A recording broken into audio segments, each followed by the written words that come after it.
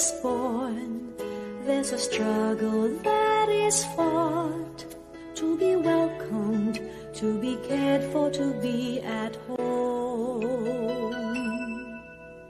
Today, when all life seems bought and used, there's a struggle to belong, to be free and to be a gift to everyone. We call all families,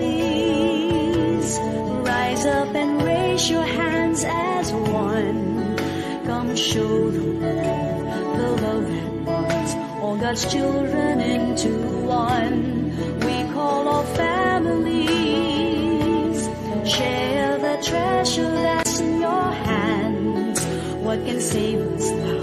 What can lead us now? What can make us all be one? Only selfless love. Jesus showed the world that only selfless love can bring 100-fold of fathers, mothers, brothers, sisters, homes, where peace and mercy reign, where faith and hope remain, where life begins and ends in God's embrace. Calling all families, let's make it happen through only selfless love. Like the Holy Family with Jesus, Joseph, and Mary, home is where true love begins. Love rejoices, love embraces. We call all families, rise up and raise your hands as one. Come show the world the love that binds all God's children into one. We call all families, share the treasure that's in your hands. What can save us now? What can lead us now? What can make us all be one? Only selfless love. Jesus showed the world that only selfless love can bring 100-fold of fathers, mothers, brothers, sisters, homes, where peace and mercy reign, where faith and hope remain, where life begins and ends in God's embrace. Calling all families, let's make it happen.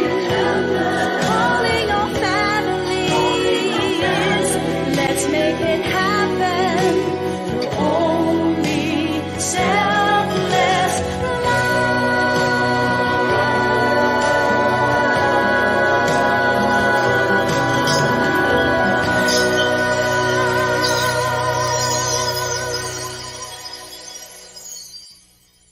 Our Father, who art in heaven, hallowed be thy name. Thy kingdom come, thy will be done on earth as it is in heaven. Give us this day our daily bread, and forgive us our trespasses, as we forgive those who trespass against us. And lead us not into temptation, but deliver us from evil. Amen. Mary, help of Christians, pray for us. In the name of the Father, and of the Son, and of the Holy Spirit. Amen.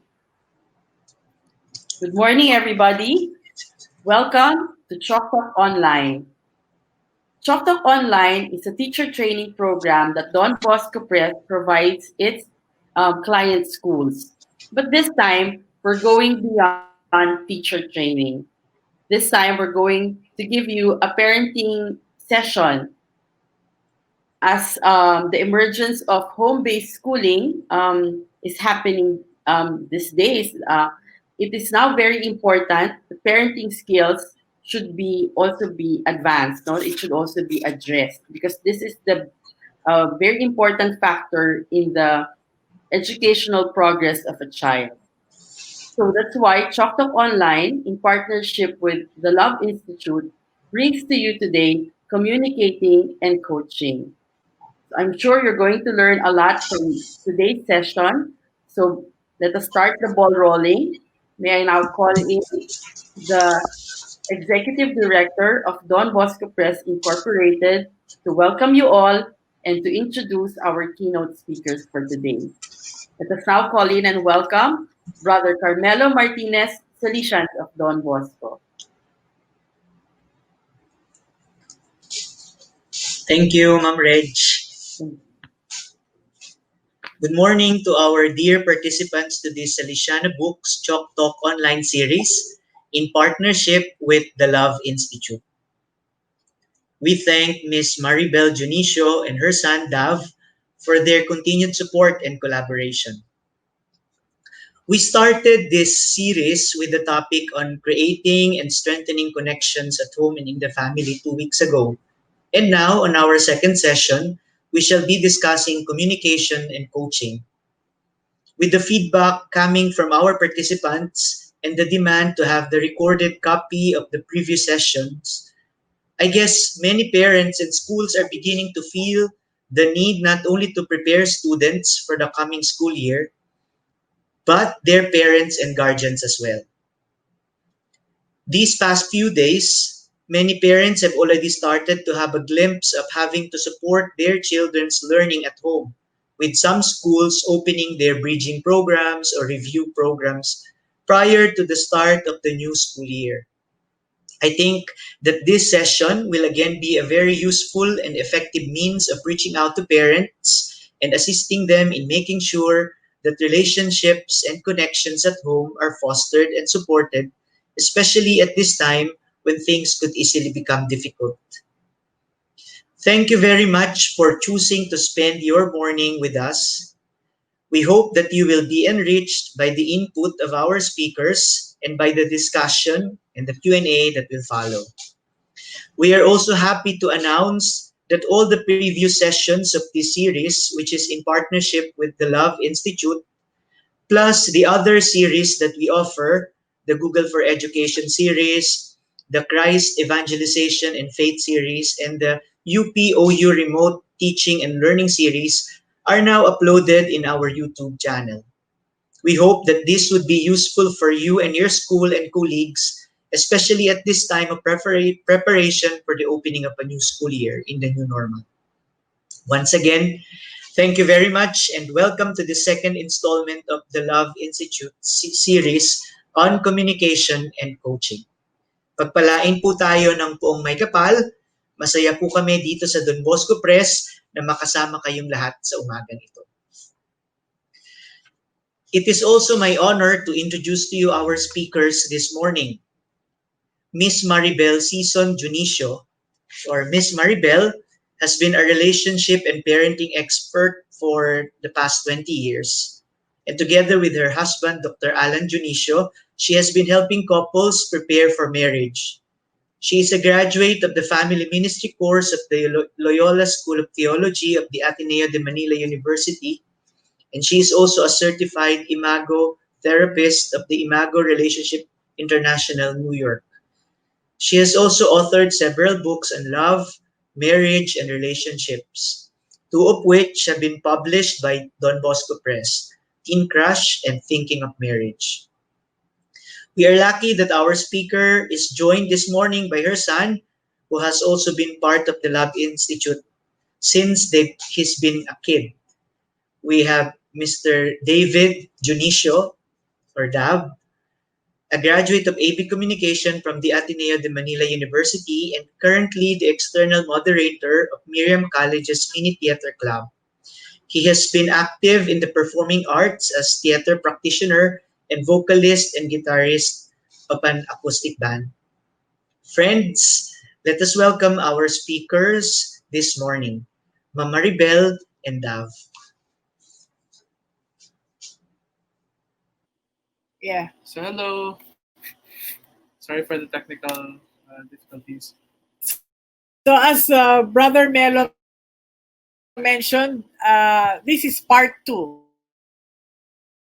You know, if you attend all 3 sessions, mas mag-enjoy kayo sa inyong mga anak. And you take as much, and today we will practice on a very important topic on parenting, how to communicate and how to coach and discipline our children. So we're in part 2. So thank you again, Don Bosco, for making this possible. They're helping really a lot of parents. And see, based on one of the studies that I did with Dr. Queen Ali Chua, Parents' Best Practices in 2004, communication and discipline, the numbers 1 and 2, are part of the top 10. So we parents have to be skilled and really informed about this. Hindi po ito nangyayari na parang automatic na magulang tayo, nagiging maayos ang pag-uusap at pagdidisiplina. Sa mga kwento ng aming mga teenagers at mga magulang din, parang ang hirap pala makipag-usap sa mga anak.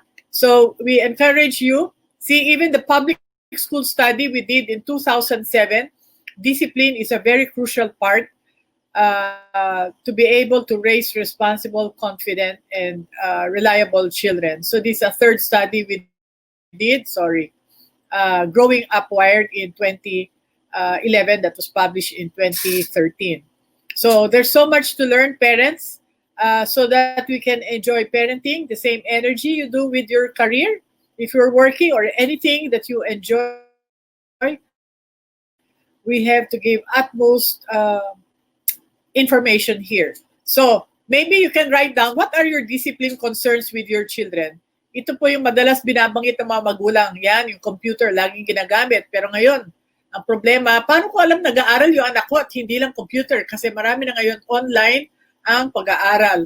If your children are below 7 years old, overeating, undereating are usually the problems. Ayan, bullying is also a common one. Now, they're not in school, but we don't want cyberbullying. Yung online, they can bully each other. And the low grades can be a concern of some parents here. Okay? So, we want to just check with Dav. What is it that we did last time? Doon sa letter A, kasi nasa C and D na tayo ngayon, no?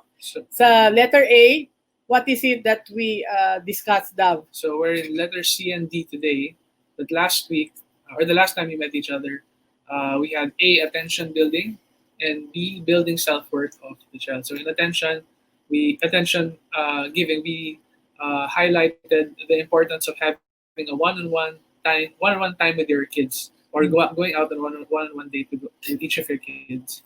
So, ilan sa inyo nakapag-date na kasama ng anak nyo? Siyempre ngayon, ang date natin sa loob ng bahay, siguro isang anak, sa isang kwarto kayo, turn by turn, isulat nyo yung schedule nyo sa kanila. And then yung letter B, David, ano yung building self-worth? Ano yung mahalaga doon? Building self-worth is to find the good in your kids and to point it out. Or when they do something good, you point it out and you tell them that they're doing something good. Oo, kasi madalas ang reklamo ng mga kabataan, lagi yung mali ang nakikita ng aming, di ba? At pag lagi ang mali ang pinapansin ng mula, ito nun, Dav. Kapag lagi yung mali yung nakikita, paulit-ulit na nagagawin yung mali na yun. Oo. So, ang isip ng magulang kasi pag inulit yung mali, gagawin yung tama. Pero baliktad, no? Now, ulit nila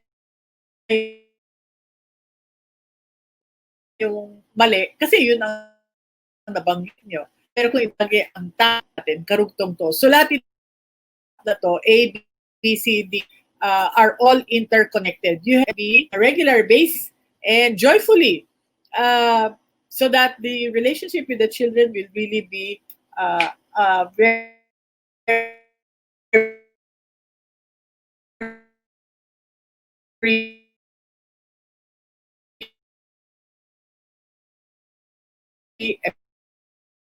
effective.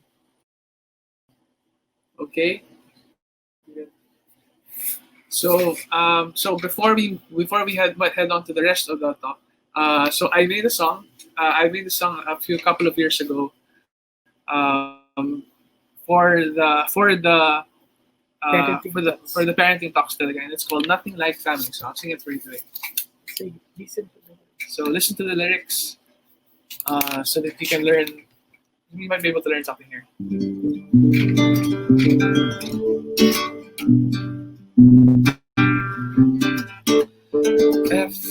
FAMILY family, love and life would be a calamity. They say you need all our society. It's easy, but it's true.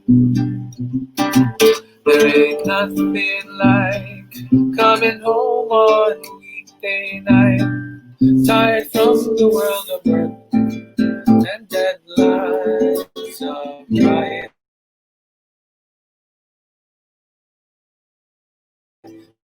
to make the headlines. Cause now I've got my family around. Oh, FAMILY family.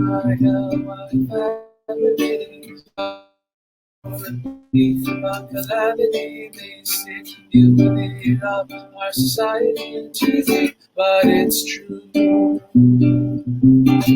There ain't nothing like having dinner on a Thursday night, all gathered around the table.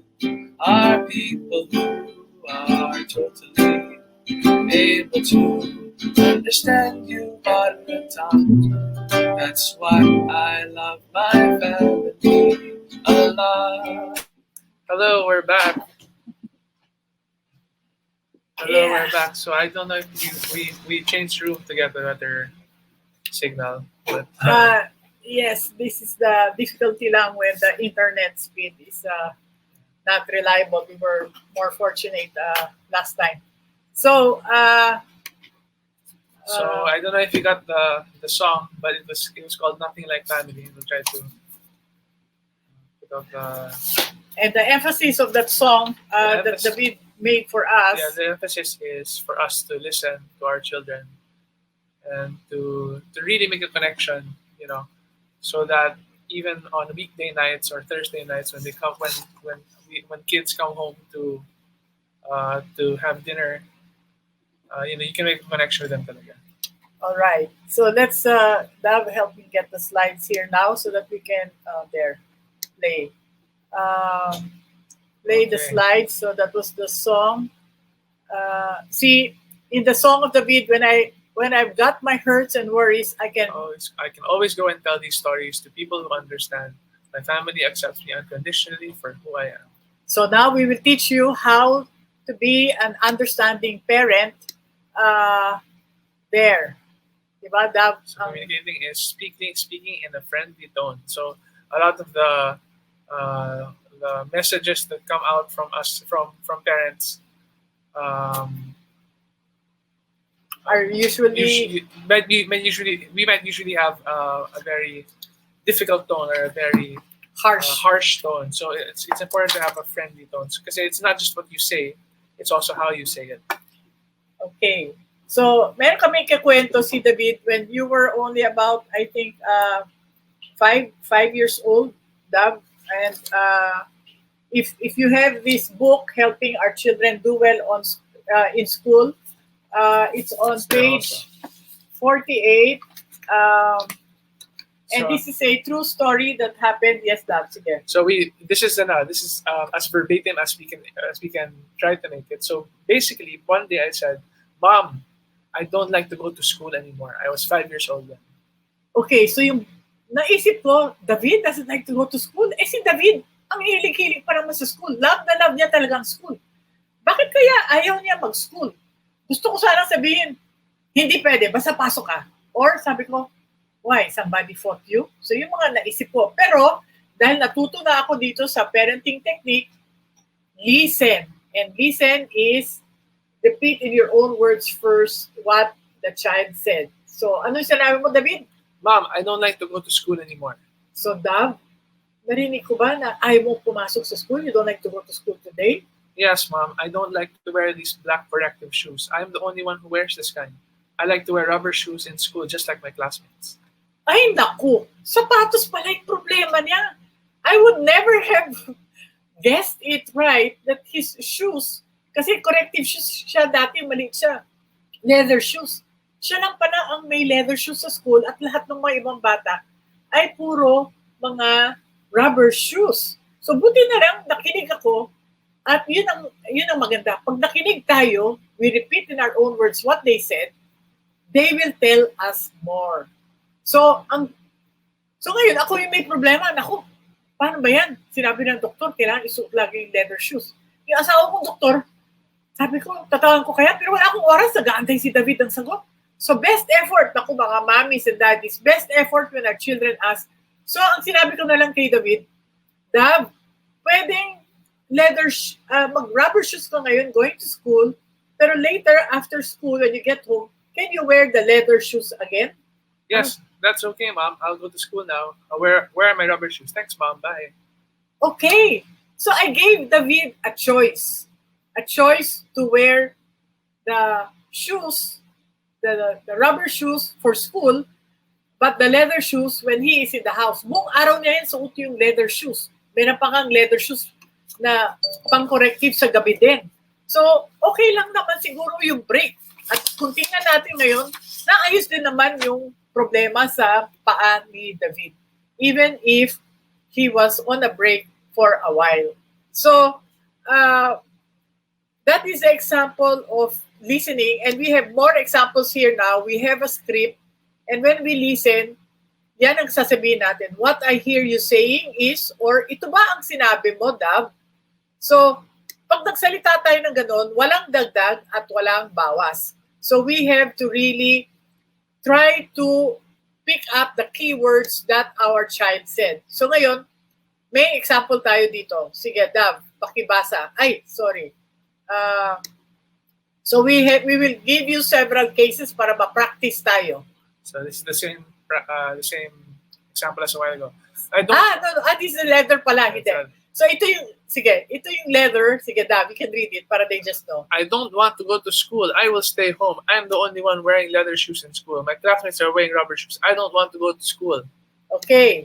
So, kung sinabi ko, anak, dapat pumasok ka kasi baka hindi ka matanggap pag grade school ka na kasi preschool nga siya. Tama ba yan o mali? Is it a good or a bad paraphrase? Diba? Mali yan. O kung sasabihin ko, anak, binubuli ka na sa school, sino ang bubuli sa'yo? Is that a good or a bad paraphrase? No, it's a bad paraphrase. Tapos, pwede ko pang sabihin, you have nice shoes. Those are expensive. Totoo naman, mahal yung leather shoes na yun, corrective shoes. Okay. Pero, but is it a good paraphrase or a bad paraphrase? Hindi naman yan yung sinabi niya. So, ang accurate paraphrase, you're feeling bad and maybe out of place that you are the only one wearing leather shoes. Is that right, Dab? Yes, that's right. Okay. And when I say that, and when it's accurate, anong feeling? I feel like I want to tell Mom more. Oh. And you feel special that we listen to you, di ba? Listened to, yeah. Right, you're listened to. Okay. So we have another sample naman. Naku, ito, yung mga ngayon, yung mga namomoblema, sorry. So basically, what we're teaching is the technique or the technique of listening. The idea of paraphrasing. So we're paraphrasing what the child says. What the child says in 100 words, we tell them in 10 words. So parang you're reflecting whatever the child said. Yes. You're not agreeing with the child. You're not saying yes or no to the child, but you're simply reflecting what the child said to you. Siguro magandang iulit mo yung Dab. So, pag nakinig, hindi ibig sabihin na sang-ayon ka. Yes. Hindi naman ibig sabihin na sumasang-ayon ka sa anak na ayaw niya pumasok. Yung ginagawa mo lang, sinasalamin mo lang yung sinabi ng anak mo sa iyo. Okay. Oo. So, yun yung paraphrasing. Okay. So, kung sabi ng magulang, parang sinabi ko, oo din. Hindi, nakinig ka lang. Nakinig ka lang. Diba? So, and what we want you to practice is how to listen so that the child will tell you more. So, dito sa ating panibagong example.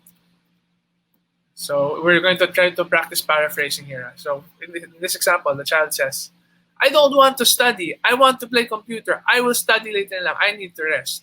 Okay. Diyan sa chat box or do sa Facebook, pwede niyong ilagay what is your paraphrase. Can you write down?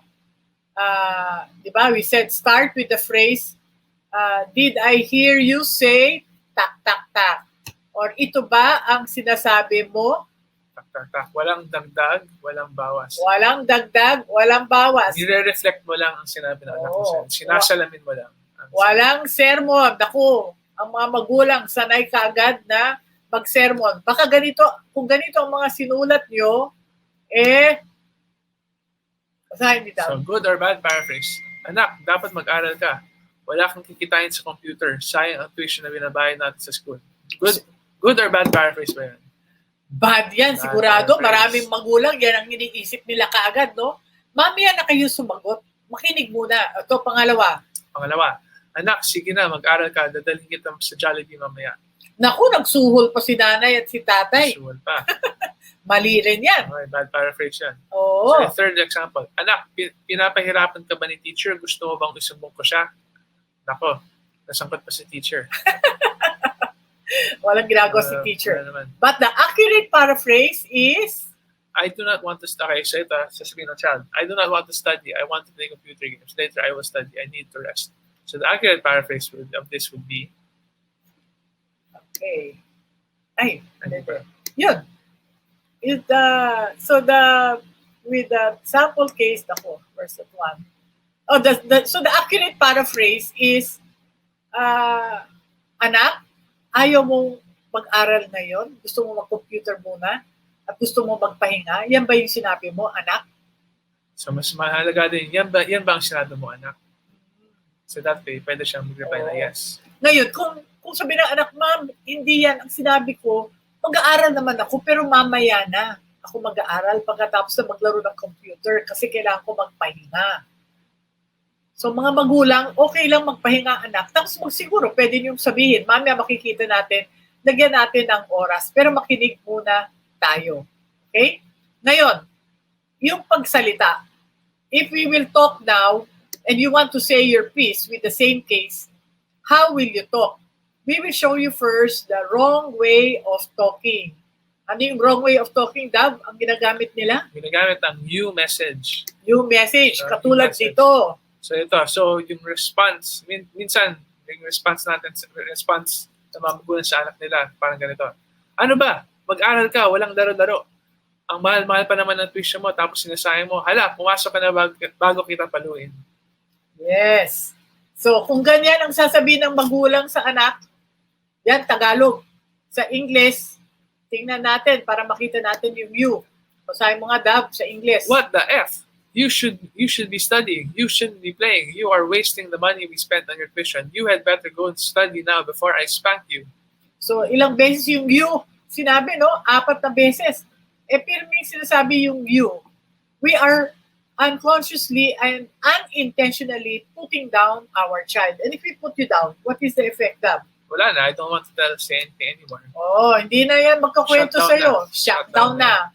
Ano ka na lang, iba ang, they will give us the desired answers, but they will not really tell us. But what we want to suggest to the parents, they will use that. This is called the I message. So in communication, we want to listen well, and we also want to speak well. Para lines of communication are open between us and children, or us and our partner, or children, or whoever.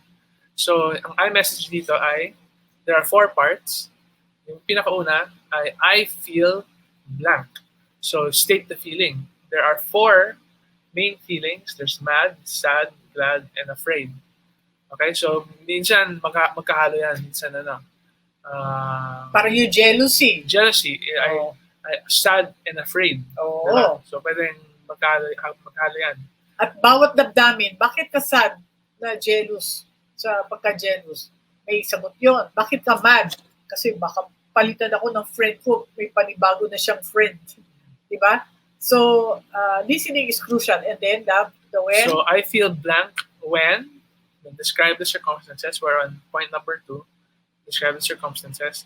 Because blank, explaining what is behind the feeling.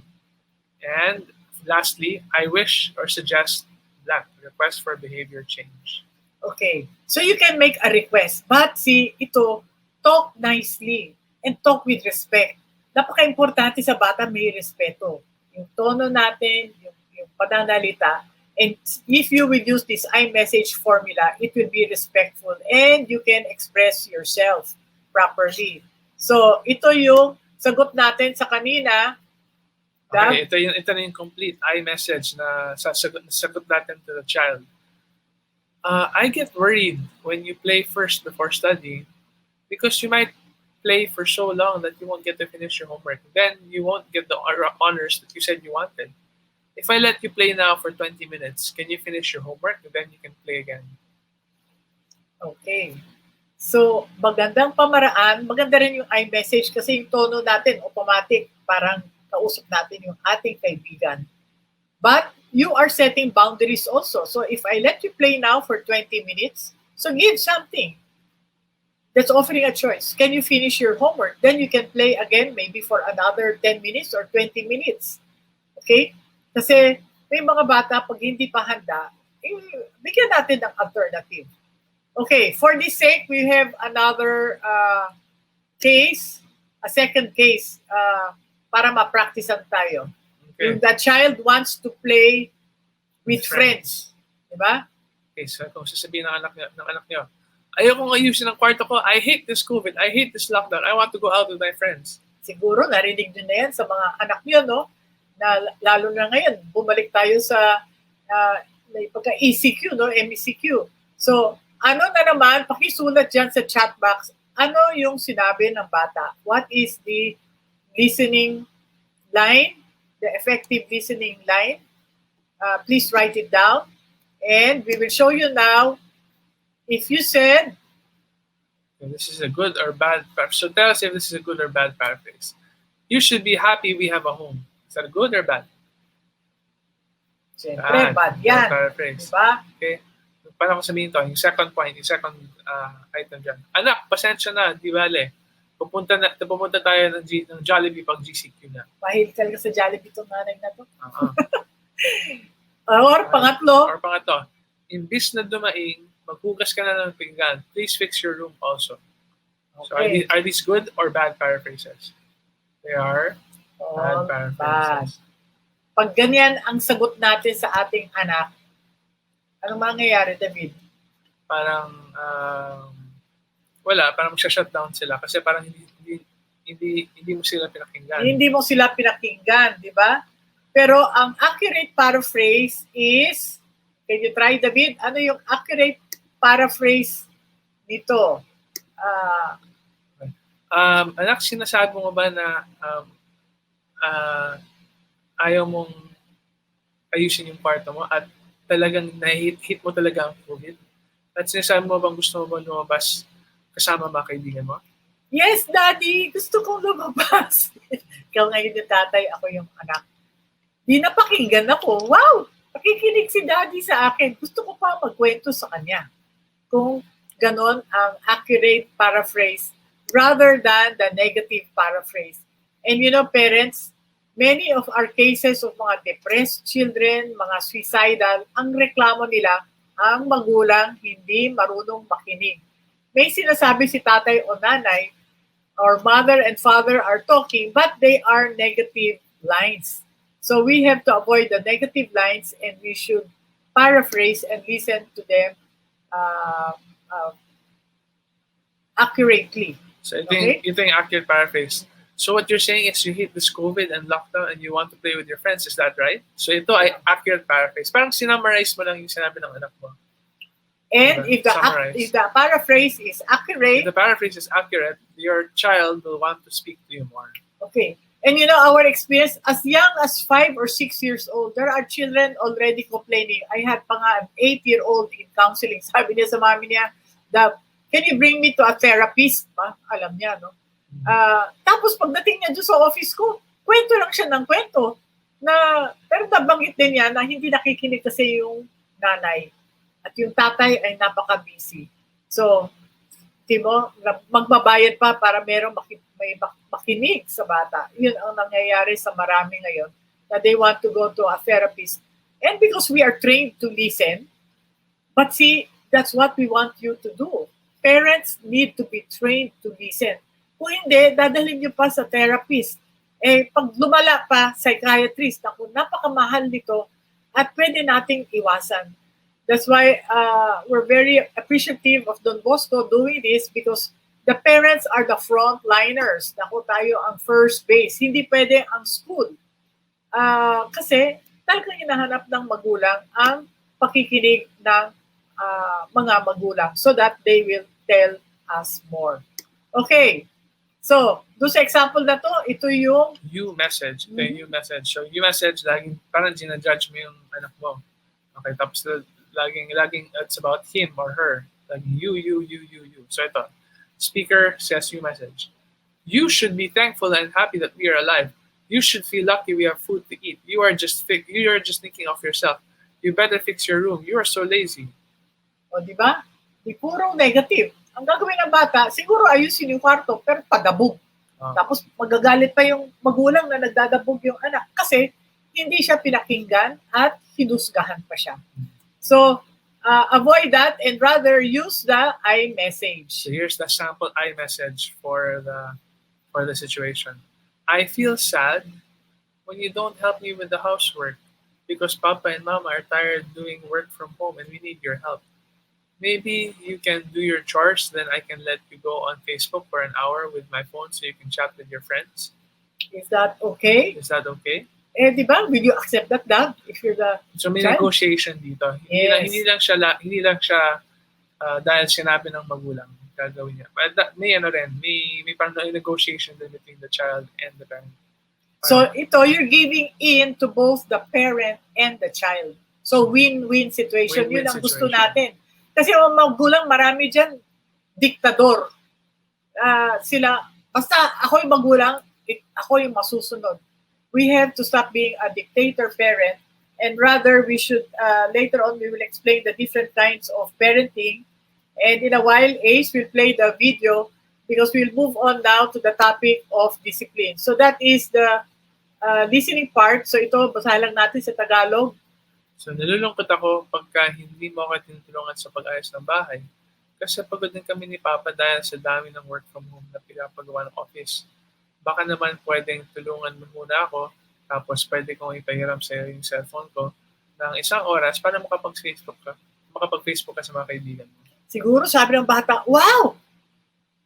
Nagbago si nanay. At gagawin niya yun. At after 1 hour, the parent has to monitor and to say, or sabihin niya, last 10 minutes, anak, tapos mag-aaral tayo, ha?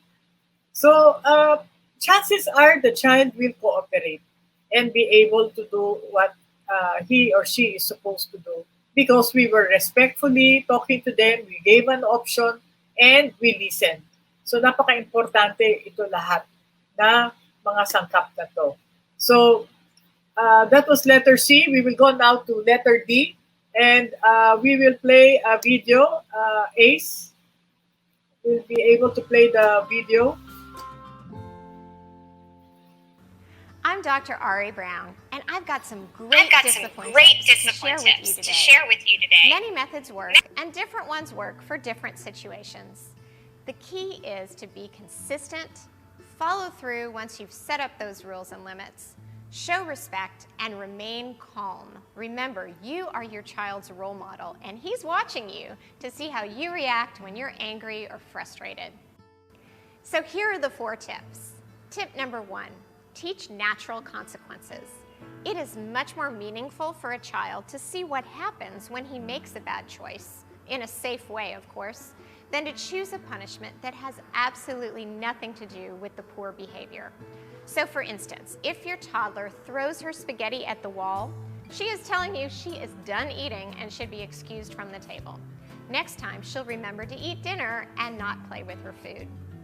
Tip number 2, ignore certain attention-seeking behaviors. I know it can be hard to disengage, but if it isn't a serious offense, just ignore it. Kids will do many things in the name of getting your attention. If your child doesn't get a rise out of you, she will probably stop doing it. So here's an example. Your child loves to interrupt you when you talk on the phone. The solution? Ignore it. Or else you have taught her that that tactic works and she will continue to do it again and again. Even better, prepare for attention-seeking behavior and prevent it. Set your kitchen timer and tell her you'll be able to talk to her once the timer goes off. Tip number 3, give choices. Kids want to be in charge. A child is more likely to cooperate if he feels like he's involved in the decision-making process. Just make sure those options you give are all things that you want to do anyway, and be careful not to give too many options because that can be overwhelming. So, when you're trying to get out the door in the morning, say, which do you want to do first? Do you want to put on your shoes or put on your coat? Tip number 4, use timeout. Yes, it really works if it's done correctly and consistently. The whole point of timeout is time away from you. Your child can be moved to a safe place or you can move away from your child. And that can do wonders to keep you calm and in control. The whole point is losing attention from you is the most effective way to get your message across. Timeout is reserved for more serious offenses that put the child or somebody else in danger. So for instance, if your child takes a bite out of her friend's arm, she goes directly to timeout city. Just remember, you won't see immediate success with any of these techniques.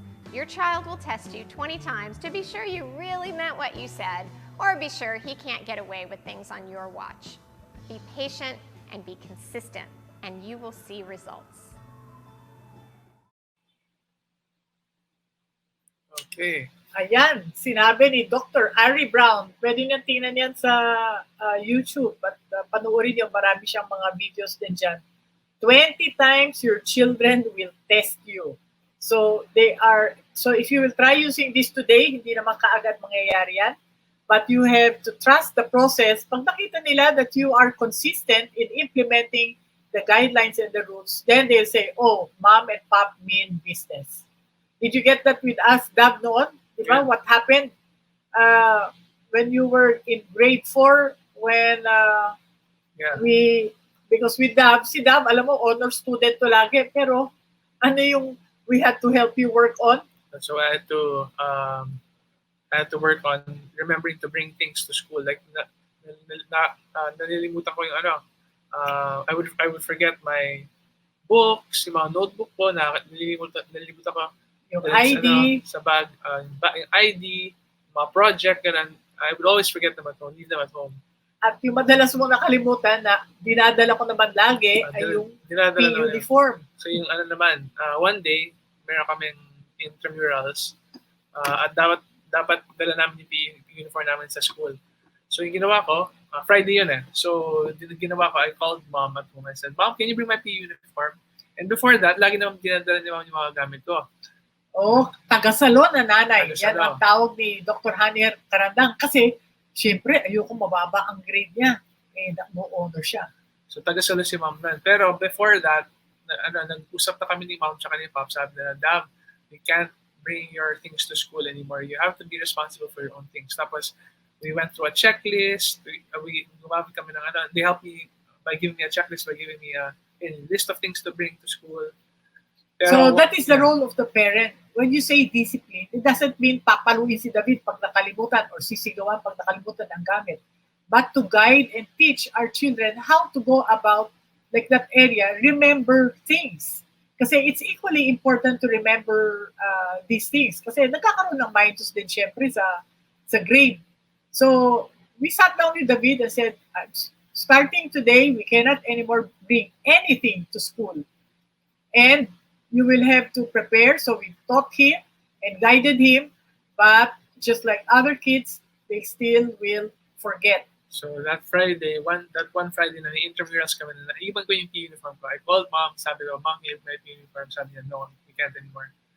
And Umiyak ka nun? Hindi naman umiyak. Pero nagalit yata ako nun. Nagalit ka. Nagulat ka. Di ba pinag-usapan naman natin? Pinag-usapan naman natin. But you're hoping that I will still bring it? Yeah. One more last time? Yeah. 100 times na ata ako nagsasalo eh. Sinabihan ako ng papa mo na stop doing that because how will he learn? O nga naman, grade 4 na siya, no? How will he learn? So, I did not bring the PE uniform dahil yun na ang agreement namin. Sorry, Dab, I cannot bring it as we agreed. I will put the phone down. Di syempre, sabi ko na, Ma'am, one last again. But I was firm, but gentle. Pero ako yung puso ko talaga. Parang, oh no, baka mami po ba, grade niya, mawala yung honors. But, hindi, tough mom. No, we have to teach David. Okay? So, anong nangyari sa'yo when I set the boundary and let you experience the consequence of your action? So I got the GLC demerit, yung grade level coordinator demerit. Parang principal's office ka, no? Parang minus points yun sa department marks. Minus points sa behavioral marks. Yes. And so, pumunta ako sa grade level coordinator's office. Tapos pinahilera kami lahat na mga walang PE uniform.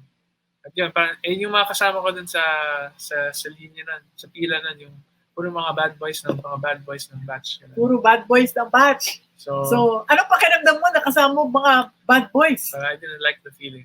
So parang consequence na rin yan sa'yo. Consequence. Di ba parang, ba't kasama ko itong mga taong to? So, not that they're bad, but parang you had this pride in yourself na you are a responsible student. Di ba? Parang anong ginagawa ko dito? I'm usually not here. I'm never here. Never there. I'm never here. I should not be here. Ano sinabi mo sa sarili mo? So that Friday yon, nawala akong PE uniform. Monday, so the next week, Monday pa lang, kinuha ko na yung PE uniform ko. Tapos linagay ko sa locker ko. So by Friday, the next week, andun na yung PE uniform ko. O Timo, when we stop doing things, they will look for their way of handling things. And it's good we did that in grade 4 because by the time you were in grade 7 or even nababawasan na kasi we were consistent in implementing the you forget things, the things stay at home. They are not going to be brought to school. And you knew, di ba? We were serious. Yeah. Were we consistent in saying, I'm sorry, cannot go? So, what happened to you?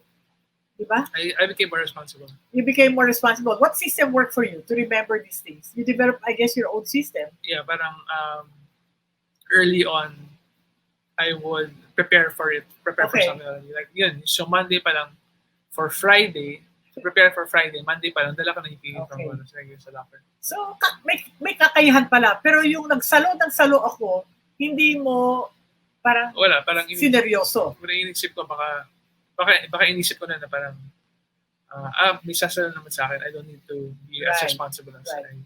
Napapagod tayo mga magulang, di ba? Pag nagsasalo, wag na tayong magsalo. But you have to talk to them and explain to them why. Because this is part of their job as a student to fix these things. So the consequence. Or there's another time, you lost your eyeglasses, di ba?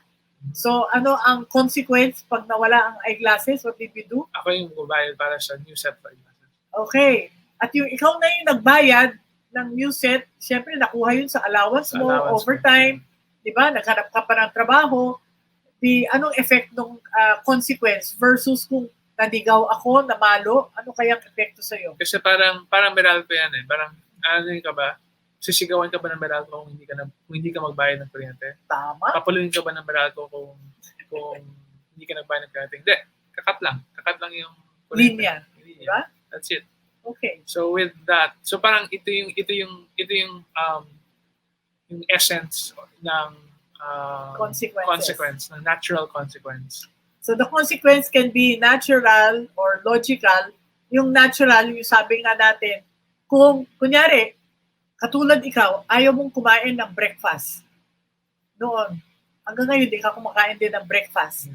Akala ko kasi, ayaw niya kumain. So sabi ni Alan, it's alright. What's the consequence if you do not eat breakfast? I eat later na lang today. Oh, you might get hungry. Pero yung pala, yung tiyan ni David, gumigising 10 o'clock.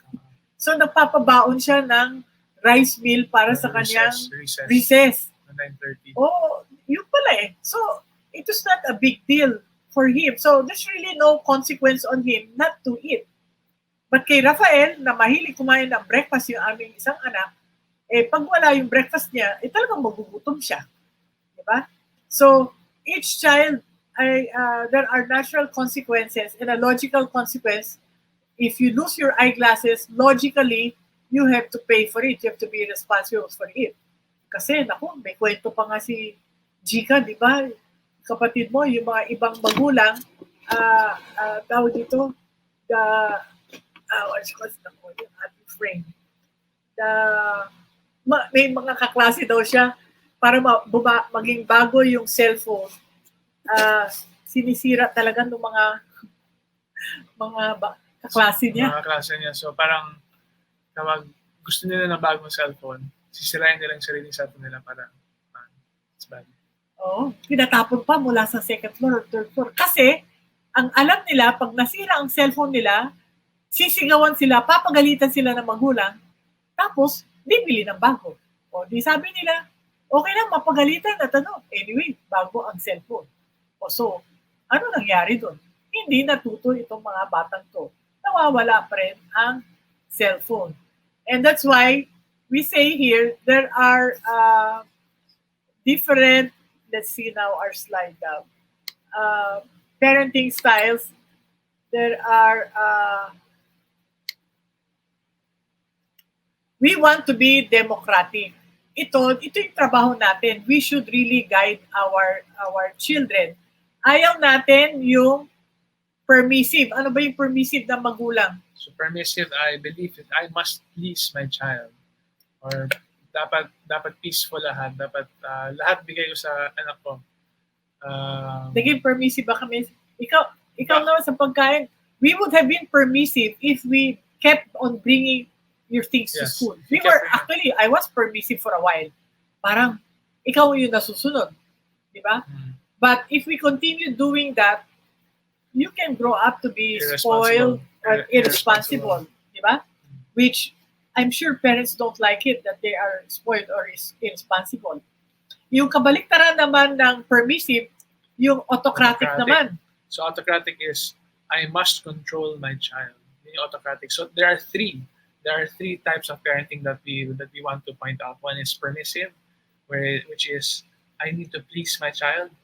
Two is autocratic, I need to control my child. And third is democratic, which we will show you. Alam nyo, madalas nakikita namin mga magulang na autocratic. Basta sinabi ko, gawin mo.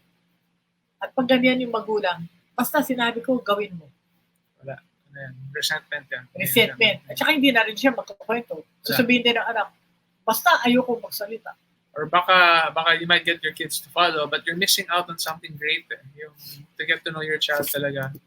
And in a democrat, in a way that's you have a connection, you have a genuine connection talaga with your child. At saka yung mga autocratic parents, yan yung mga tumatakas na mga anak.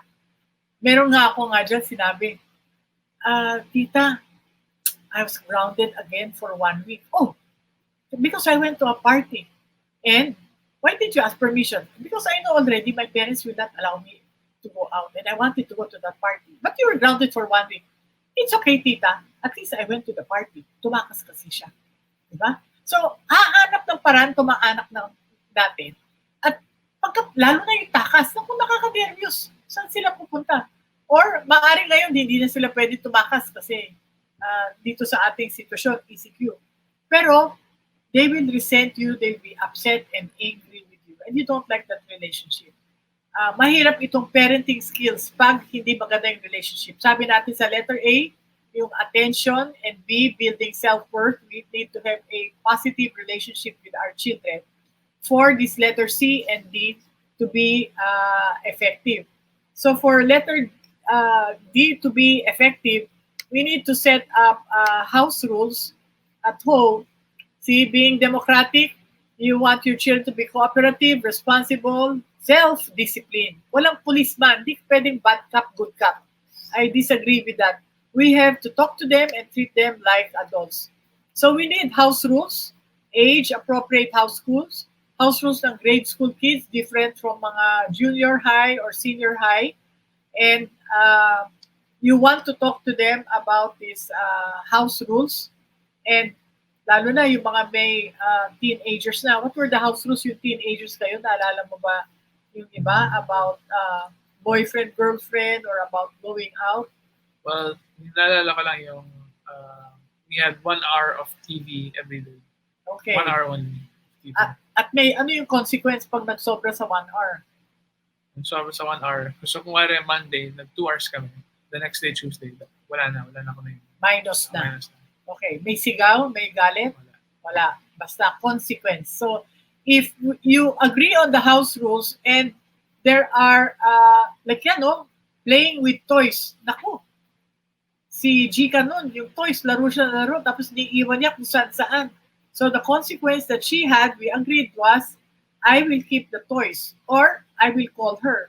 Eh, kumisa may kalaro siya. Naiinis siya na tinatawag siya. I say, Gika, I'm sorry, I have to call you because your toys are lying around. You have to get them. So, ang consequence sa kanya, napuputol yung laro. Yung panahon ng laro. Kaya next time, nag-iisip siya, aayusin na niya para hindi siya ma-restore mo. Or there was a time I had to keep her toys. Kasi you cannot take care of your toys, I will keep them for 2 weeks. Ayan, natuto na rin siya. Meron kaming magulang doon sa public school study that we did in Bulacan and Marikina. Hindi ko matandaan kung sa Bulacan. Ang sinabi ng magulang, yung laruan niya, ay, pag hindi niya inayos, sa basurahan pupunta yun. Talagang tinapon ng tatay at nanay. Sa basurahan. Wow, believe naman ako sa magulang na yun. So, may kanya-kanyang mga consequences that you can agree to about these things with children. Now, shouting and screaming to teach our children does not help kasi it is disrespectful. The children will feel really negative and will really feel bad about the situation. So ito yung lost cellphone natin kanina, yung logical consequence, you pay for the new cell phone from your allowance. And talagang may listahan kami. So that parang this is approximating what will happen out there in the real world. Sa trabaho, sa office, pag meron kang nawala na gamit doon, pabayad din sa iyo yan ng opisina. So it's good to teach them already while they're young to be responsible. And if we explain things to our children, it will really still be all right for them. Okay, now, itong study guide, lalo na nga itong home study, yung home-based schooling. So you need to have a guideline here that you will agree with your children. You have to know the learning style. Ano ba ang learning style? Gusto ba niya, visual ba siya? Kailangan may pictures, auditory, music, or tactile, di ba? Gusto na yung gamit nandyan. So you have to know what style will really work for your child. And then yung schedule and study area. I'll show you a schedule in a little while, but many parents worked out the study area na talagang parang a room in the house, not the bedroom of the kids, another room or maybe the dining area, doon mag-aaral yung mga bata kasi home-based. At yung mga ibang paaralan, patuloy pa rin na naka-uniform ang bata even if it's home-based. Parang they are conditioned psychologically that this is study time. And set the goals. We have goals about your grades. Ano yung... So may goals ka. Parang, well, hindi sila mami nagsiset ng goals para sa amin. They would ask us, and then kami yung magsiset ng goal para sa sarili namin. Parang, anong grade gusto mo for Filipino? Tapos sabi ko, gusto ko ng 19, gusto ko ng 92, ganun. Ganun yung paghingi ng goals namin. Anong grade gusto mo sa math? Para sa math, para sa English, para sa language, reading. Si David, mga 90s ang sinasabi mo. Kung si Rafael yan, he has a different set of goals. So each child will have different goals. Kasi yun na nga, yung strength also of each child is different. But sometimes, like with Rafael, kasi mas mahilig siya nga maglaro kaysa yung mag-aral at that time, sabi niya 85. Sabi ko, 85? Okay, 85. Pero alam mo, Raf, alam ko kaya mo 88 eh. Pero ikaw, isipin mo kung gusto mong 88. Yung goals na yun. Alright? So, saka yung maganda doon, galing sa anak yung goal. Hindi galing sa parents. Kasi kung galing sa parents yun, tapos sasabihin mo, dapat 90 ka dito sa Pilipino. Parang hindi sa kanila lang galing. So hindi kasi lakas yung motivation yung nila. Motivation ba? para kunin para makamit yung goal na yun. For them to dapat galing sa kanila yung goal. for them to cooperate, better ask them their goals. Ngayon, sabi ng magulang, mababa. Yun na nga, yun negotiate. Sabihin mo, talaga, 82 ang kaya mo? Palagay ko, ikaw, kaya mo 85. Pero ikaw, isipin mo kung gusto mo yung 85. Diba? And ano yung non-academic? Diba? Kasi meron namang hindi puro mga academic. May non-academic din. Katulad yung sa'yo, may mga non-academic goals natin. How to make friends. Diba? Kasi doon ako nahirapan dati to make friends. Parang hindi talaga, parang napaka-foreign sa akin yung... Hindi natural sa'yo, no? Napaka-foreign sa akin yung idea na parang kung tumawag sa akin yung friend ko, kailangan ko rin siya tawagan. Parang super foreign lang yung ano. Okay. So, ang non-academic, yan din ang mga behavioral goals or maybe yung mga organization, katulad nung ang sinalihan mo, yung theater, yung C-ball sa high school, yung children's theater, yung grade school. At diba, meron kang goal doon sa children's theater din na gusto mong... Gusto ko maging main character doon sa play, sa theater. Pero gano'ng katagal ka nag-antay bago ka naging main character, di ba? 5 years. 5 years. So, ano ba sinabi namin? Kasi alam ko, nainip ka na noon, no? Yung grade 6, nainip ka na. So, tawag dito, buti, you persevered, but did we say anything para, kasi alam namin yung galing ni David talaga nasa theater. At buti na lang, nagtiyaga. Yun ang kailangang turuan din natin sa ating mga anak. Yung tiyaga, di ba? Makukuha din. Huwag natin papagalitan, baka sabihin natin, ano ba? Or, baka pupunta pa sa school. Sir, pwede niyo ba bigyan ng role tong anak ko? Kasi magaling talaga yan, sir. Ako, ang tawag dyan? Stage mom. Stage mom. Gusto niya yun? Si stage mom. Ako, magagalit sila sa atin. So let them work on these things on their own. Set their goals. We can suggest how to go about it.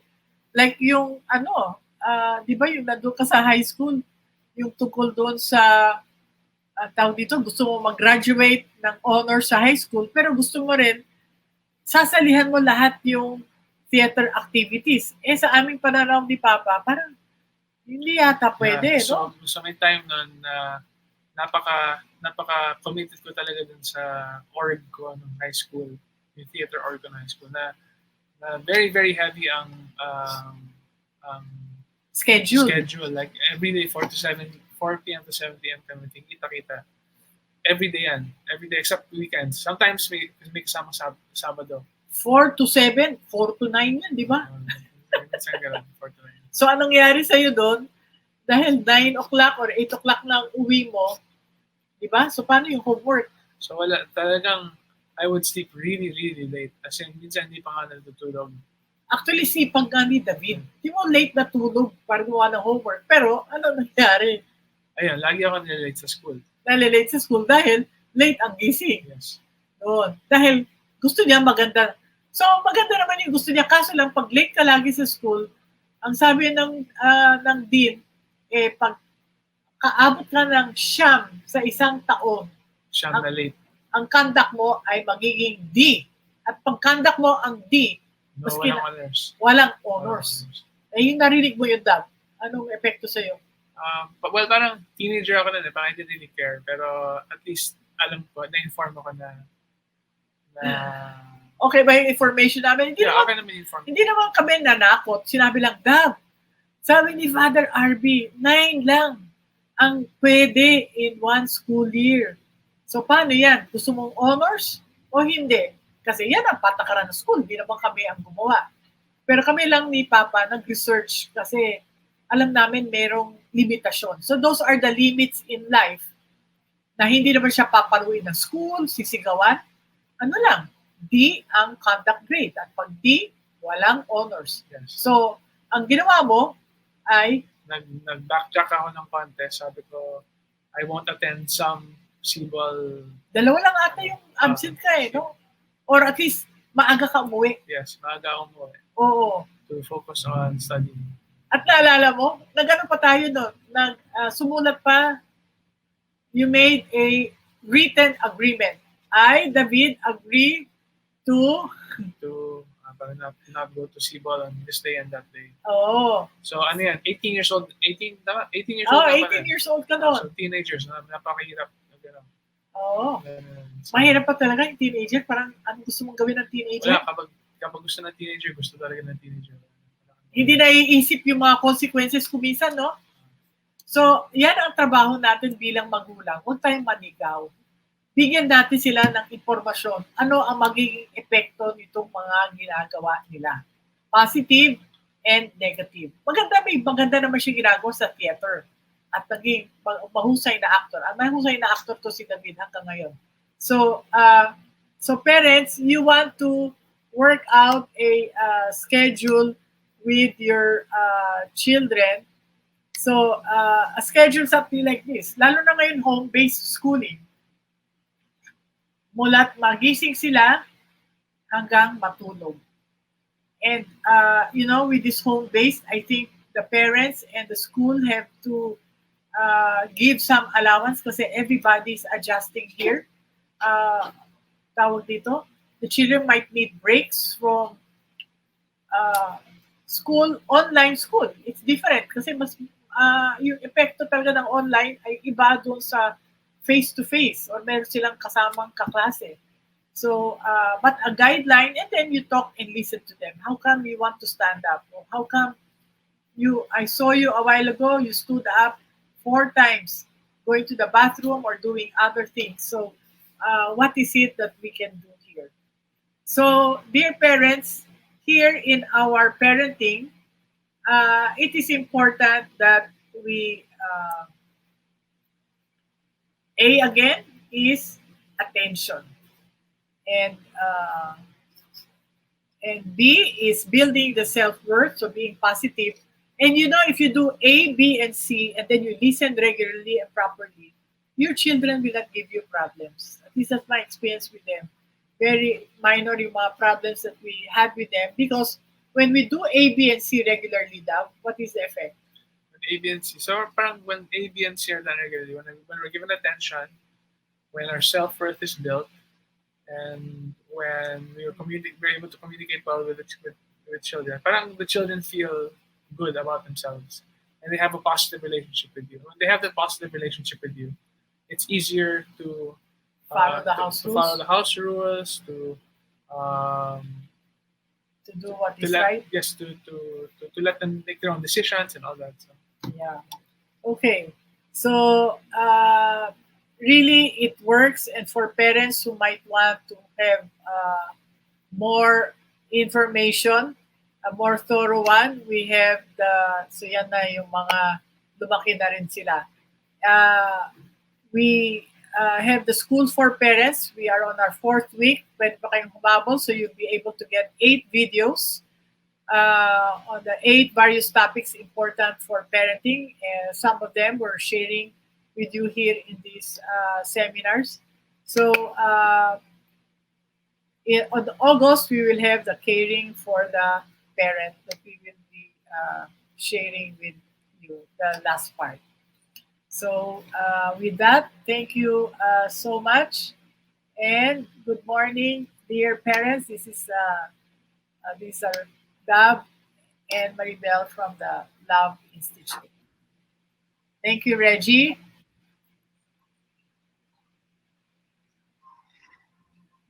Hi. Yes. Maribel. Yeah. Sorry, I'm just working on my camera. Okay, it's good that our internet stabilized after that short matter, but nakahabol din. And if there are questions of parents, you can write it down in the chat or the Facebook. Kung nakikita ni Ace or ni King, they can let us know. Or i-text nyo sa akin sa Viber, Ace or King, yung mga questions. Or we can take a look. Yeah, maybe we can open our Facebook here, the Bosco Press, for questions here, to be able to answer the questions. I'm sure parents are saying, wow, ano ba to? Ang hirap naman nito. Well, mahirap sa umpisa. Something new can be difficult. But with practice, months, sometimes years of practice. But you have to start somewhere.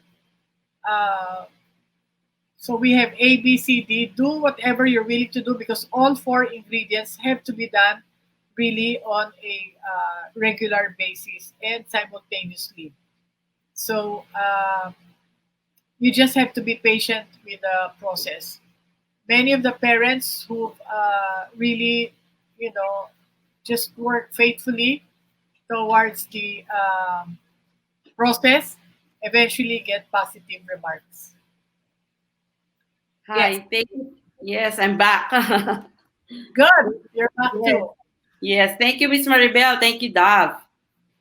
Yes, we would like to invite our audience. If you have questions, insights, or you would like to share experiences, please do post them in the comment section in Facebook. Thank you. So thank you very much for the topic for today. So let me start with some questions here. You say that of course importante, very important ang communication and how we communicate, no, the tone, and then first and foremost is to listen. But how different should be our communication style depending on the age bracket, no, of our kids?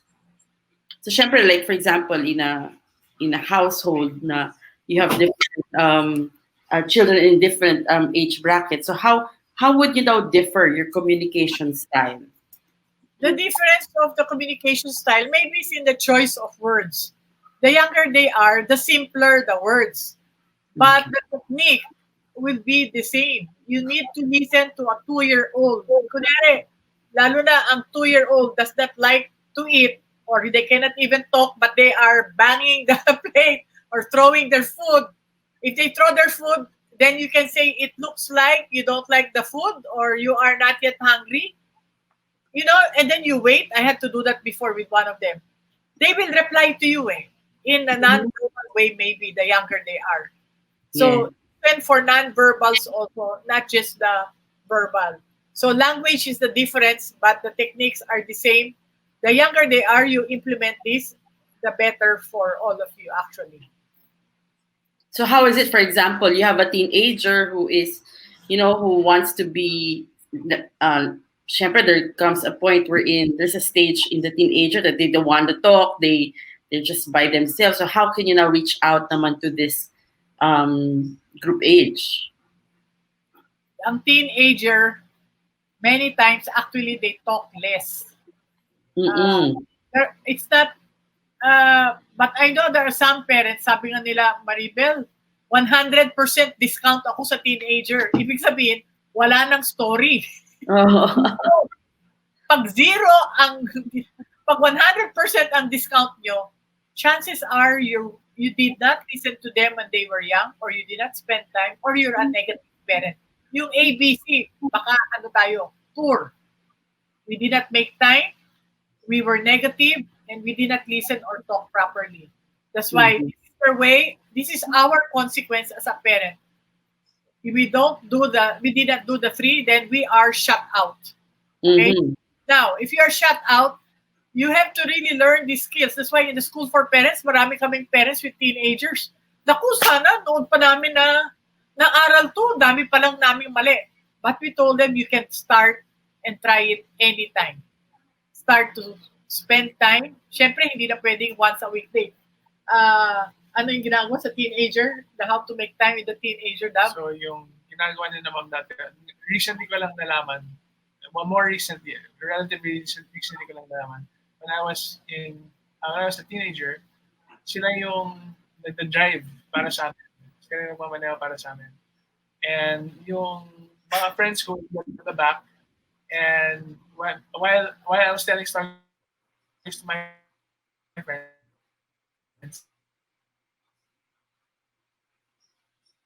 nakikinig din sila, ma'am. So, in parents sila naman. Basta kanila sa mga activities nila. At makinig ka lang, wag kang sasama doon sa kwentuhan. So, we did that a lot ni Alan. Hatid sundo sa mga party, nagde-date kami in between uh, to get to know them. Now, with teenagers, we have to respect that they want more Mm-hmm. space. That's why invite their friends to the house pag nandiyan sila sa bahay. Di syempre ngayon, medyo mahirap kasi hindi pwede pumunta sa bahay. So, maybe when you have your meal times, yung kainan, magkwentuhan lang about what made you happy today, or what were your friends, who are your friends, what do you siguro wag tayo masyadong maraming tanong, mga isa lang o dalawa. Kasi feeling nila na baka we're interrogating them, no? So, or do storytelling. You know, when I was teenager, I did this and I did that. So, storytelling usually helps reconnect, lalo na with teenagers. Okay. It might help. Syempre kasi iba na talaga pag teenagers, you cannot anymore force yourself, right? You cannot. So the parents whose children are below 12 years old watching this, please do your job now. Naku, ang dami naming cases of teenagers. Kami lang ang kinakausap, kami yung mga yung nag-teen nilang kausapin ng parents nila. Because by about age 15, 13, they know already, mom does that na. Okay? So let them go first to a therapist, but mommy and daddy has to go to a therapist or the Yeah, I think it has to be it's a family undertaking actually. parents fix it.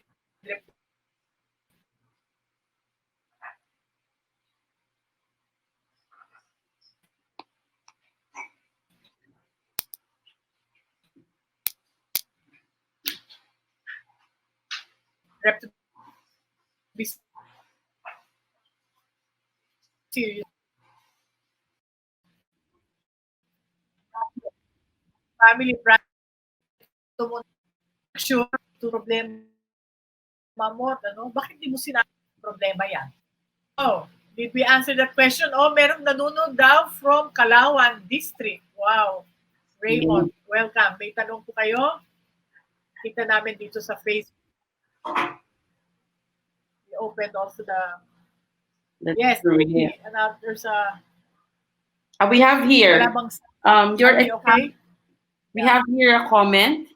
Your example regarding the child that doesn't want to study as he wants to play games in his iPad first and then study. The problem is he does not stop and always haggle for some more. If I am busy, he takes advantage. So what can you say about this? Kay Miss Maya and Luis Pasquin. Yes. Well, first, why doesn't he follow? Are you a positive parent? Or are you a negative? Because if you're a negative parent, this might be the child's way of getting back at you. If you're a positive parent, you just have to agree and maybe even write down the agreement. I'll give you 20 minutes and then you will study after that. Now, mommy has to go back and make sure to follow up. Do not expect children to be self-regulating yet. Teenagers, lalo na, pag makatakas, tatakas yan, they'll get more. So, I usually go back and say, that's why a timer is very important for a parent. Okay? 20 minutes. Kuminsan, I time it nga, kunyari 18 minutes. Then I go back and say, last 2 minutes, parang basketball, no? Last 2 minutes, so that they can wind down kasi they will lose track of time. So we might have to do this 20 times, 100 times. It doesn't come automatically. And there's some children who might need more attention, more supervision than other kids. And that is our role as parents.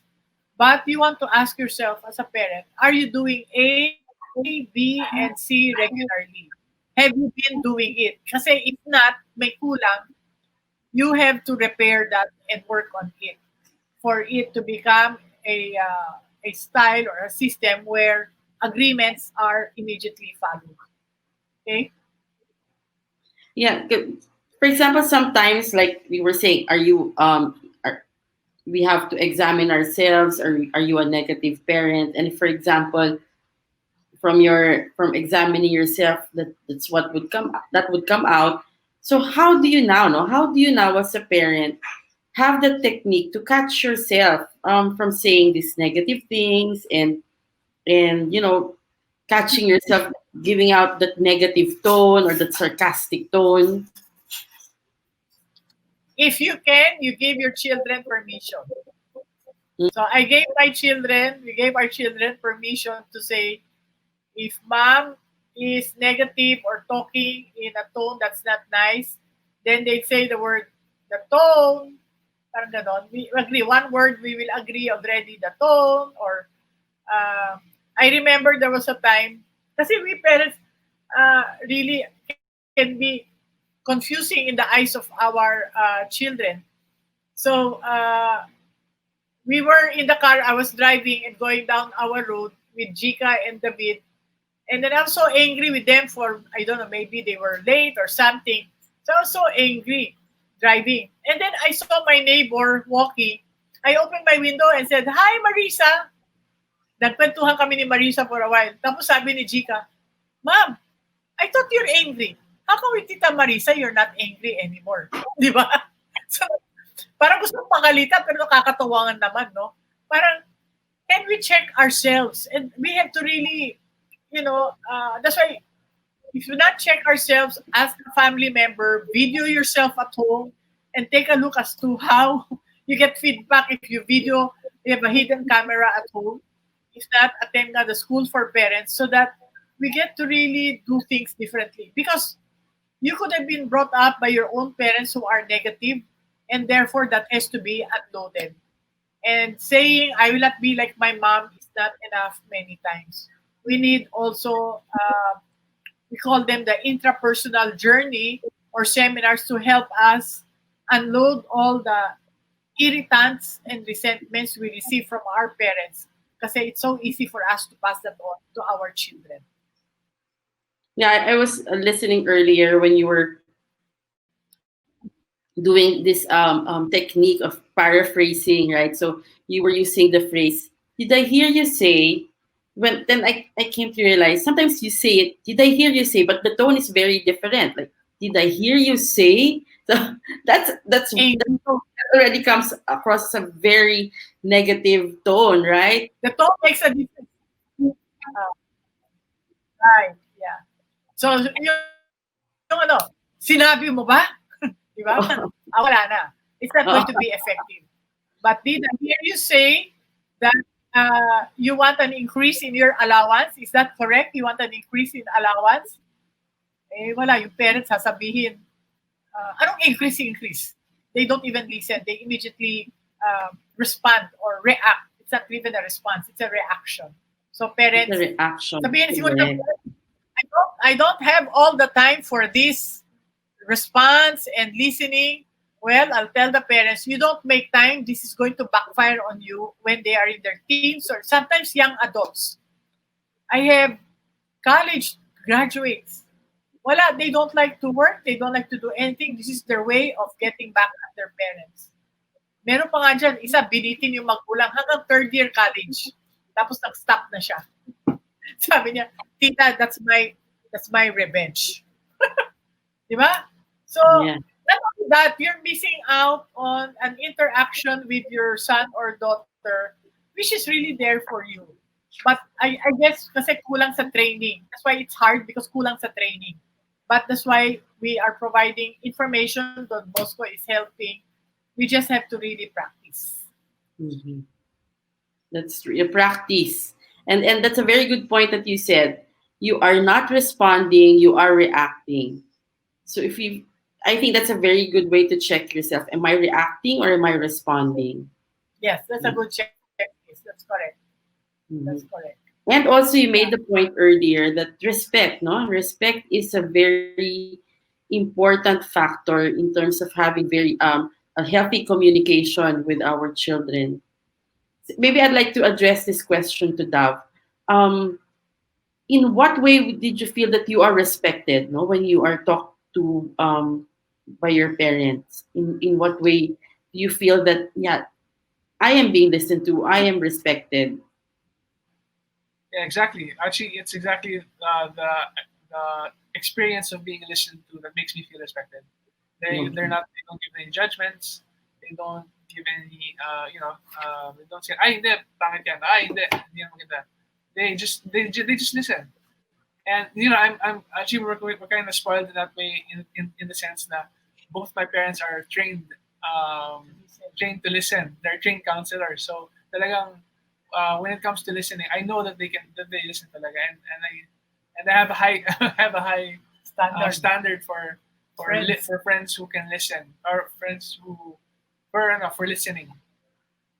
Because I know they listen talaga, and that's the way I feel respected. But I feel respected when they acknowledge that I have something to say, and that I can say it without them judging me, without them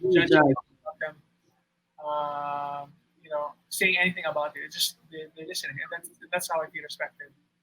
So nag-payoff din. Yes, and Ako, alam mo, I attended 10 Monday evening sessions, how to listen, how to talk, and 1 semester, how to listen and how to talk. But parents, you just start little by little. You can also tell your child, remind me to listen. You pause me. To use the phrase you were saying a while ago na, Ma'am, repeat first what I said. You have that agreement in the initial because it's not going to be automatic. Pwede ba yeah, yun? We can say, yeah, I was just about to say that, listening skills is a lifelong endeavor, for us to be able to really master. And then all the time we have to really check ourselves if we are listening well. So we move on to maybe to discipline, to but yeah. Reggie, about that, but we listen better to our co-workers, to our boss. So imagine na lang your children as your co-workers. Kasi if we don't listen well to our co-workers, they would have left us or we would have been fired. But I know we are better off even with our friends to listen. Even if we're not really paraphrasing, but the tone. Tone is 70% kasi of the message. So we need to really work on the tone. And I had to work on my tone also kasi I was the eldest girl, telling my siblings what to do so I can be bossy. And of course, then it comes out. So that is something that I had to repair. And that's why the parents have to know how come there's difficulty, what are the obstacles. But we can, if we think of them as our friends, baka we will talk better. All right? Mm. So yeah, that's a good guide. No, when we talk to them, I'm not talking because sometimes we tend to talk down, di ba? To talk Yeah. down to our children. So we really have to check ourselves on that. So we have a lot of thank yous here, no, in our in the comment section. So from Mr. Rigor Dillo, thank you very much for the opportunity. From Miss Mai Monteser, thank you for the new learnings on how to discipline and to communicate to my children. So our audience have been learning a lot, no, from what you have shared with us today. If they want more, they can, yeah. There's a whole chapter 3 and 8 of this book that we were saying on communication and disciplining to Oh. cover it. And online, I'm sure they can, but they want to, kami, we don't believe kasi in spanking. Were you ever spanked? No, not spanked. And I was not also spanked. My older brother was spanked, but my parents took a course with Father Delaney at the time on parenting. Kasi nakita, nagre-rebelde pag napapalo eh. But you have to use consequences, then talk to them and find out how come things are not followed. Yeah, in connection with that, I'd like to touch on discipline. No, so as you were saying earlier, actually, as I was able to get that, discipline is more than sermon because actually, lalo sa ating mga Filipinos, parang part of the discipline yata yung sermon, di ba? Yeah. Actually, dapat alisin yung sermon na yan. But it is a conversation. Kasi sermon is negative. It's a put down eh. Mm-hmm. Yeah. So yeah, and you also mentioned that coaching, it's like giving a framework, right? So and then it's yun talaga, the parents have to be patient and to really be diligent in looking for ways to come up with a framework to be able to implement a discipline and to Right. follow through in the implementation. Yeah. Yeah. We coach them on how to fix their bag, how to eat properly, and each child will have like 3 to 4 weaknesses or areas to work on. So a parent needs to like have a mental lesson plan if not written, like how to help the kid remember things, di ba? How to help. I remember. So we had yung countdown at Mhm. home. Oh, we're leaving in 2 minutes. Go to the car. Mm. We had that system. When he had Okay. his school field trip, muntik nang naiwan siya kasi he was waiting pala for the last 2 minutes. Of course, walang last 2 minutes si teacher. Buti na lang the school, they made also account and the bid was me. He was sitting down where they were all waiting. So sometimes our rules at home, we have to also imagine when they are on their own outside there, will it still be applicable? So when David told us about the story, we said, "Oh my gosh, oh nga pala, no, he cannot." So we had to adjust again certain rules about, like departure rules, because each home or each place might have a different way of tackling it. So again, tweaking is continually a role of the parent if, when we get feedback. Yes. Anything more, Reggie? Yeah, I think we don't have any more questions here. Maybe before we end the session, we could invite again our audience to your other engagements that are coming soon. Yes. So we invite them to the no, to the yeah, the caring for parent, and then this school for parents. It's very cheap as of today, uh, and these were our batch two already, so that you'll have an easier time. You avoid going to a therapist and to a psychiatrist, and of course the books that we have on growing up wired or helping our children do well in school to be able to guide you. Yeah, I'm good. Thank you. Yeah. So parting words to the parents so that they can discipline their children, Yes, what they please. do or not do. Yeah, wag laging sasalo. Wag Wag lang. laging sasalo. Madaming guilty dyan. Oo, di ba? Maraming guilty na mga tayo, salo tayo ng salo. Yung pala, they will find a way if we are not there to catch them. But we have to remind them and inform them why we are going to discontinue certain bad practices. And it is for them to be responsible. And one child might take 6 months, another child might take 5 years. So whatever it will take, please stay on with each child. They need you. Teachers cannot fix them. It is the parents' role really to uh, parang their areas of weaknesses. It's the role of the parents really to work it out to make it a passing grade, so to speak, for the child, because we want to develop precisely the responsible, caring, and confident child that we can contribute to the workplace and to the Filipino society. Very well said. Thank you very much. We look forward to having you again. In that's two Almost 20, yeah. Yes, August 20, no, for the third session with the Love Institute here in Chalk Talk Online. Thank you very much, Miss Maribel. Thank you, Dav. We'll see you again. Thanks. So there, thank you also to our audience who have been with us for this whole morning. I'm sure you've gotten a lot of inputs, no, from our speakers for today. As we've said, no, listening is important. It's how do we know that we're listening, or how do our children would know that we are listening? It's that we could do paraphrasing. Then also we could focus on the I message instead of the you message, so that we would not come across as judgmental or authoritative. And then, of course, we remember the ABC, no? Attention, build self-worth, and communicating and coaching. So we look forward to our other Chalk Talk online sessions that we're going to offer you this tomorrow. We're going to have creating mental health program for school in this time of pandemic.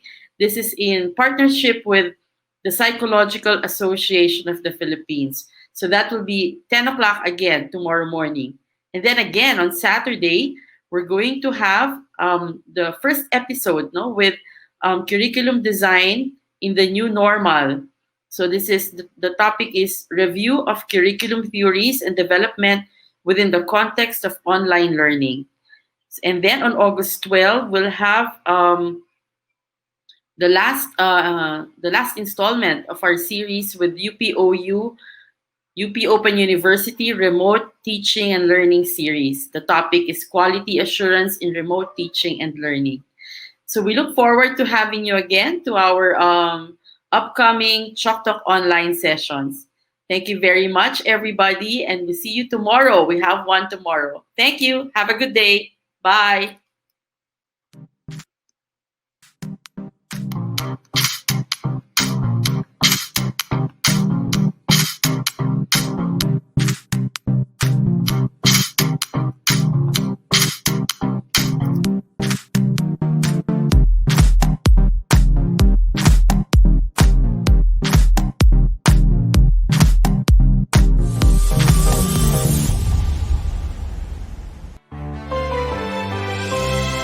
Quality education through quality textbooks.